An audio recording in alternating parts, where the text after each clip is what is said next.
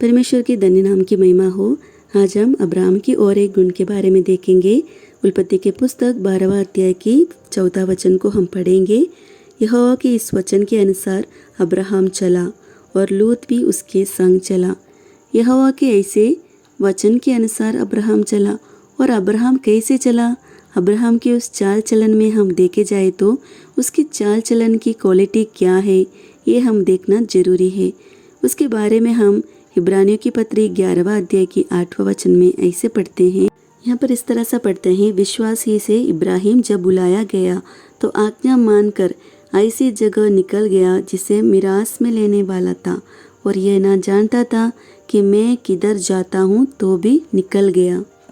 प्रिय बहनों, यहाँ पवित्र आत्मा इब्रानियों का पत्र लिखने वाले लेखक के द्वारा यही बता रहे हैं कि अब्राहम बिना पूछ के परमेश्वर को मैं कहाँ जा रहा हूँ, कहाँ लेकर जा रहे हैं, वो जगह के नाम बिना पूछकर विश्वास से निकल गया करके हम देख सकते हैं।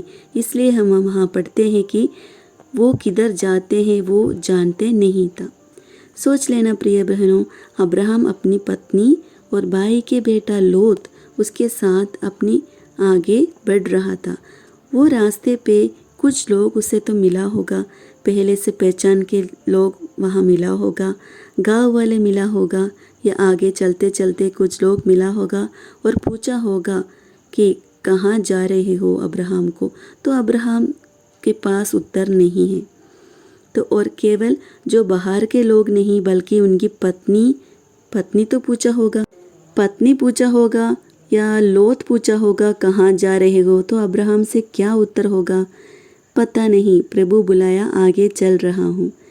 प्रभु जब जिस देश में मुझे बुलाया है, जरूर वो देश प्रभु मुझे दिखाएगा। जब मुझे दिखाएगा वहाँ मैं अपना तंबू खड़ा करेगा।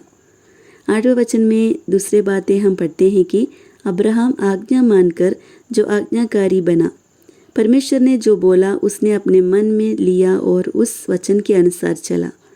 प्रिय बहनों, हमारे जीवन में हम इन बातों के ऊपर ध्यान रखना बहुत जरूरी है कि पवित्र शास्त्र में जो लिखा गया है उस वचन के अनुसार चलने बहुत इम्पोर्टेंट लाते हैं।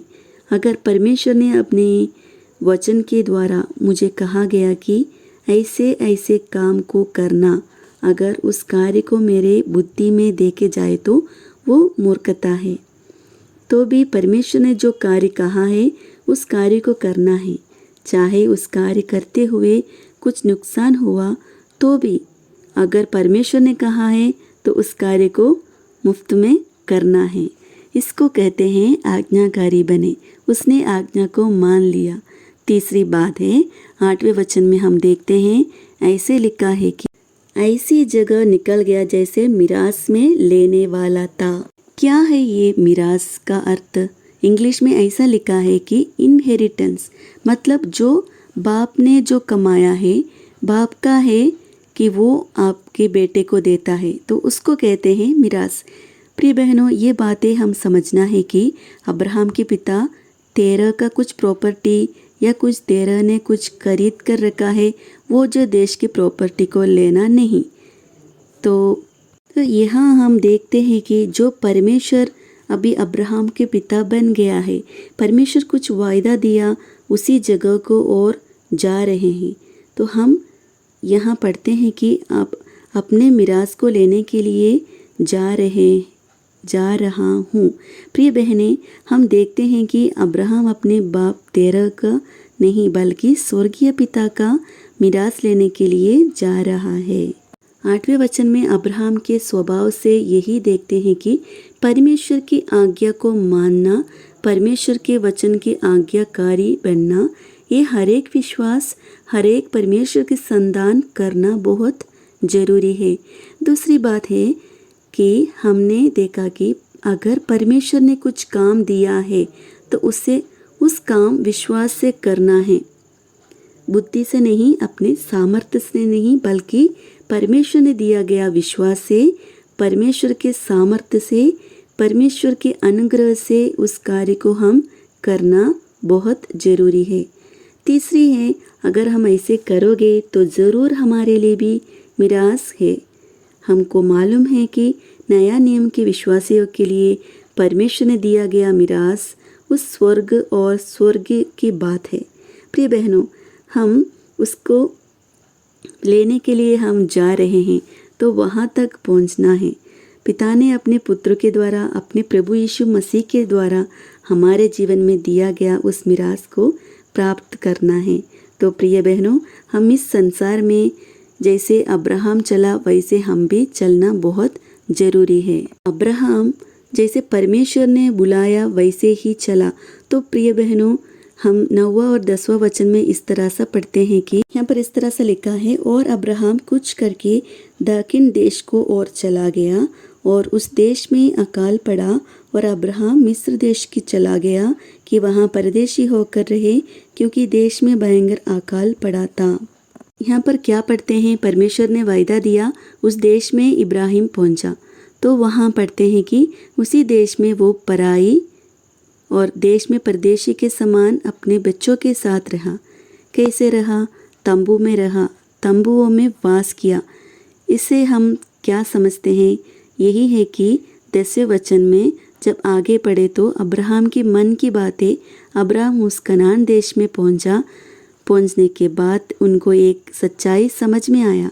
वो सच्चाई 10वें वचन में लिखा है, चाहे वे ऊर देश से निकला, परमेश्वर ने बोला मैं तुमको एक देश दूंगा। शायद उसके मन में उस जो विचार आया होगा कि इस पृथ्वी में मुझे एक देश देने वाले हैं, और निकला विश्वास से। लेकिन वहाँ पहुँचने के बाद अब्राहम को उस बुलावट की जो सच्चाई जो है, बुलावट के पीछे एक बड़ा रहस्य है कि अब्राहम को समझ में आया। ये समझ में आया कि परमेश्वर ने मुझे कनान देश के लिए नहीं बुलाया है, परमेश्वर मुझे अपने देश के लिए, स्वर्ग के लिए परमेश्वर ने मुझे बुलाया गया है। उसके बारे में पढ़ते हैं, जो एक स्थिर रहने वाले एक नगर और देश के लिए परमेश्वर ने मुझे बुलाया है। प्रिय बहनों, ये सच्चाई को समझना ये बहुत ज़रूरी है। इन दिनों में हम देखते हैं कि कई ऐसे विश्वासी हैं कि जो अस्थिर जगहों में, इस जगह में हम टेम्पररी है, इन बातों को ना समझते हुए संसार से या कुछ बातों को कमाने के लिए, संसार में नाम कमाने के लिए, संसार की पदवी को कमाने के लिए लोग बहुत मेहनत करते हैं। ऐसे मेहनत करते हुए लोगों को हम देखते हैं। यहाँ दुख की बात है कि कई विश्वासी भी ये सच्चाई को ना समझकर जो संसार में जो कुछ कमाए, ये जो विचार के साथ लोग काम करते हुए हम देखते हैं। प्रिय बहनों, ये बातों को समझना बहुत ज़रूरी है कि हमारी बुलावट इस जगत के लिए नहीं, हमारे बुलावट स्वर्ग की बुलावट है, कि वो बातें हम नया नियम में पढ़ते हैं। हमारी बुलावट स्वर्गीय बुलावट है। प्रिय बहनों, यहाँ 10वें वचन में देखते हैं कि अब्राहम जैसे कनान देश में पहुँचा, तो वहाँ पर मेरा बुलावट जो है कनान के लिए नहीं बल्कि स्वर्ग के लिए है। ये विचारों के साथ हम आगे बढ़ें।